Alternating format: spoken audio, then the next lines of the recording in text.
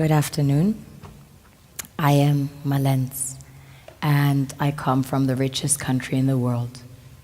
It is located in the richest continent in the world, in the west of the richest continent. My country is called Sierra Leone.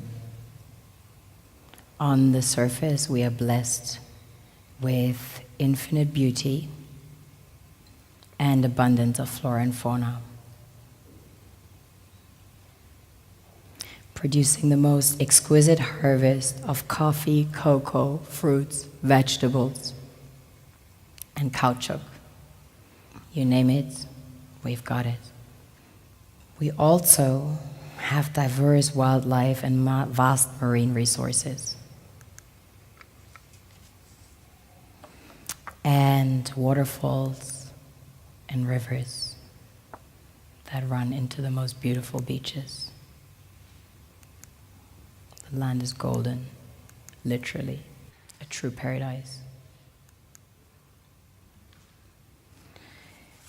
which of course is inhabited by the most beautiful souls.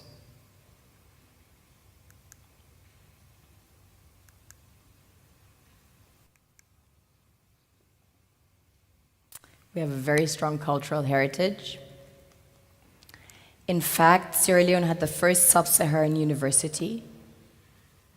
Prior to that, there was one in the Kingdom of Timbuktu, which was the first university in the world, succeeding the great Gnostic schools of Egypt and Osiris.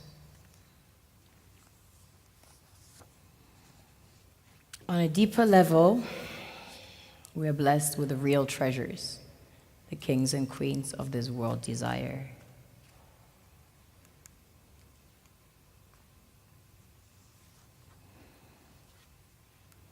This was the largest alluvial diamond ever found. It weighs almost 1,000 carats, 969 to be precise. This beauty was found by an old lady in her backyard about 2 years ago, 125 carats. Some people mine gold in their backyards. That's quite common. Besides gold and diamonds, we have about 20 precious minerals that have been discovered as of today.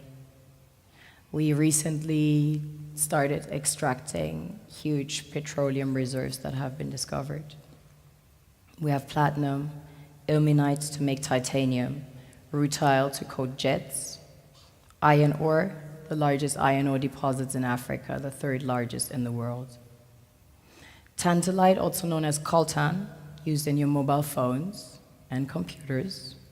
Bauxite for aluminum production. Zinc, chrome ore, copper, coal, phosphates, potassium, salt, lead, granite, asbestos, nickel, zircon. Furthermore, we have exquisite timber like mahogany, antique, and we have the most beautiful stamps in the world.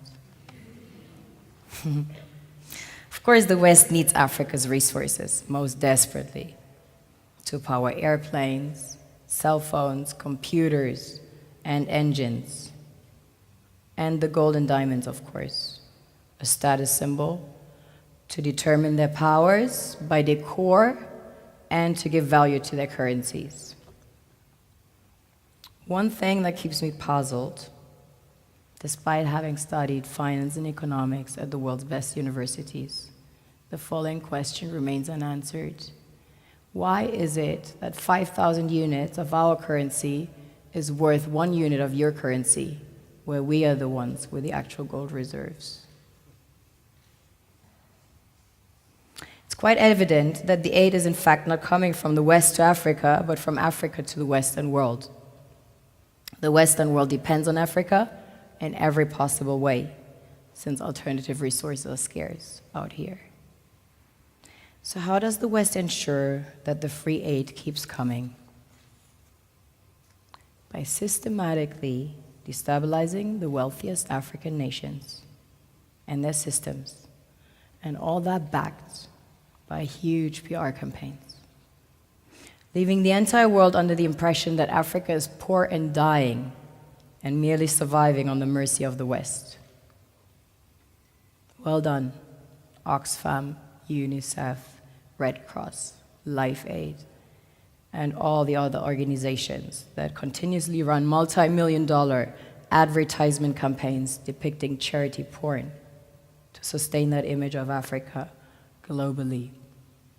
Ad campaigns paid for by innocent people under the impression to help with their donations.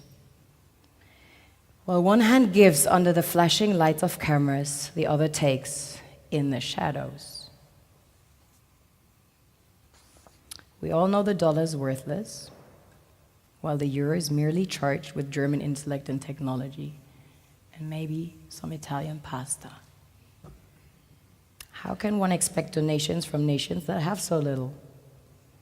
It is super sweet of you to come with your colored paper in exchange for our gold and diamonds. But instead, you should come empty-handed, filled with integrity and honor. We want to share with you our wealth and invite you to share with us.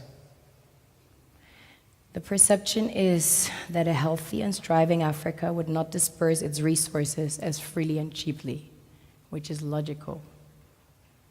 Of course, it would instead sell its resources at world market prices, which in turn would destabilize and weaken Western economies, established on the post-colonial free meal system. Last year, the IMF reports that 6 out of 10 of the world's fastest growing economies are in Africa, measured by their GDP growth. The French Treasury, for example, is receiving about $500 billion year in, year out, in foreign exchange reserves from African countries based on colonial debt they forced them to pay.